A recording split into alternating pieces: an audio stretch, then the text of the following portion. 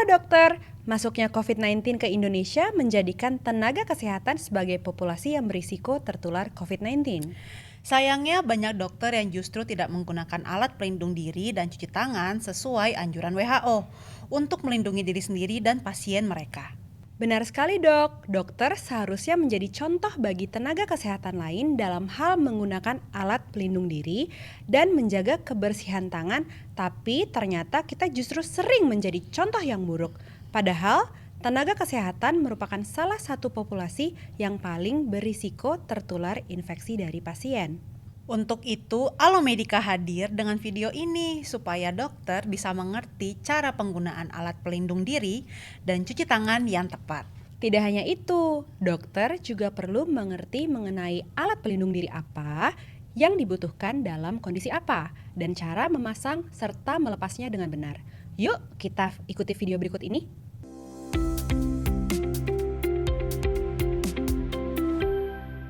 Halo dokter, selamat datang di Alomedica Coverage COVID-19, penggunaan alat pelindung diri dan cuci tangan yang tepat.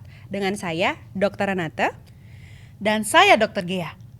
Salah satu isu yang perlu diperhatikan terkait COVID-19 adalah pencegahan penularan COVID-19 ke tenaga kesehatan.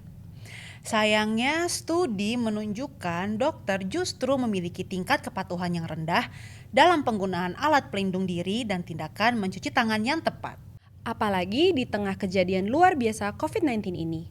Kebiasaan buruk ini tentunya akan semakin meningkatkan risiko dokter terkena COVID-19 ini ya. Benar sekali dok, semoga melalui video ini dokter bisa termotivasi untuk menggunakan alat pelindung diri dan cuci tangan dengan tepat ya. Alat pelindung diri apa saja ya yang perlu digunakan saat menangani pasien COVID-19?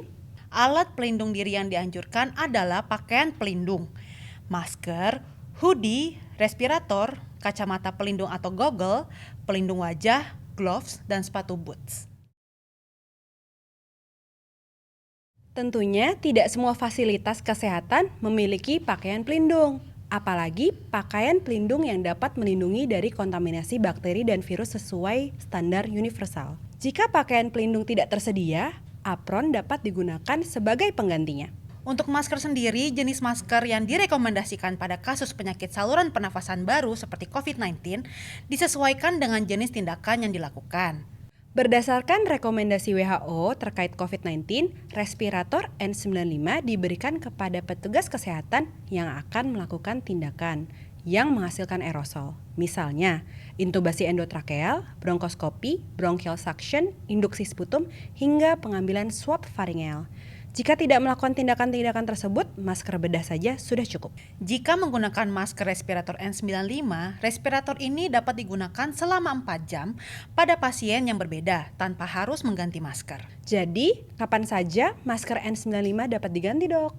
Tentunya bila melewati 4 jam dan respirator N95 rusak, basah maupun terkontaminasi, misalnya terkena sputum pasien simptomatik COVID-19. Bagaimana jika respirator N95 tidak tersedia? Bukan berarti tidak menggunakan apa-apa loh, tetap gunakan masker bedah. Hal lain yang perlu diperhatikan saat menggunakan respirator N95 adalah memastikan respirator dipasang dan dilepas dengan benar. Cuci tangan terlebih dahulu sebelum memasang masker respirator.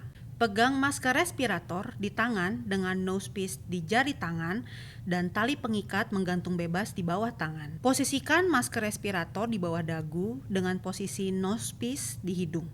Pasang tali pengikat bagian atas melewati kepala dengan posisi di atas telinga, lalu pasang tali pengikat bagian bawah melewati kepala dan posisikan di antara telinga dan leher. Taruh jari telunjuk dan jari tengah kedua tangan pada nosepiece dan bentuk nosepiece tersebut supaya mengikuti bentuk hidung. Cuci tangan kembali setelah memasang masker respirator. Setelah masker respirator terpasang, tenaga kesehatan yang menggunakan masker respirator N95 tersebut perlu melakukan pengecekan positive seal dan negative seal untuk memastikan tidak ada kebocoran. Langkah positive seal check adalah sebagai berikut. Buang nafas dengan kuat. Adanya tekanan positif di dalam respirator yang digunakan menunjukkan bahwa tidak ada kebocoran. Jika ada kebocoran, Atur ulang posisi dari masker respirator dan atau tali pengikat. Ulangi langkah 1 sampai tidak ada tanda kebocoran. Lanjutkan dengan negative seal check. Langkah negative seal check adalah sebagai berikut. Tarik nafas secara kuat. Jika tidak ada kebocoran, maka respirator akan menempel ke wajah akibat tekanan negatif. Jika ada kebocoran, atur ulang posisi dari masker respirator dan atau tali pengikat. Ulangi langkah 1 sampai tidak ada tanda kebocoran. Langkah melepas masker respirator N95 ini adalah sebagai berikut. Cuci tangan sebelum melepas masker respirator N95. Condongkan kepala ke depan. Tarik tali pengikat bagian bawah yang terletak di antara leher dan telinga ke atas hingga melewati kepala. Tarik tali pengikat bagian atas hingga melewati kepala dan pertahankan tegangan hingga masker respirator terlepas dari wajah. Buang masker respirator N95 pada tempat yang telah disediakan. Selain menggunakan masker, salah satu hal terpenting adalah mencuci tangan dengan tepat. Selalu mencuci tangan sesuai dengan WHO 5 Moments. Cuci tangan juga perlu dilakukan sebelum memasang alat pelindung diri dan setelah melepas alat pelindung diri. Sebaiknya cuci tangan menggunakan air mengalir dan sabun. Bila tidak tersedia air mengalir, dapat juga menggunakan hand rub. Berikut adalah cara cuci tangan yang benar. Basahi tangan dengan air mengalir. Ambil sabun dengan jumlah yang cukup untuk menutupi seluruh permukaan telapak tangan. Gosok kedua telapak tangan. Telapak tangan kanan menggosok punggung tangan kiri dengan jari tangan kanan di sela-sela jari tangan kiri dan sebaliknya. Gosok kedua telapak tangan dengan jari-jari saling bertautan. Gosok jari-jari sisi dalam kedua tangan dengan posisi tangan saling mengunci. Gosok ibu jari kiri dengan cara diputar dalam genggaman tangan kanan dan sebaliknya. Gosok dengan memutar ujung jari kanan di telapak tangan kiri dan sebaliknya. Bilas dengan air mengalir. Keringkan tangan dengan tisu atau handuk sekali pakai. Gunakan tisu atau handuk sekali pakai untuk mematikan keran air.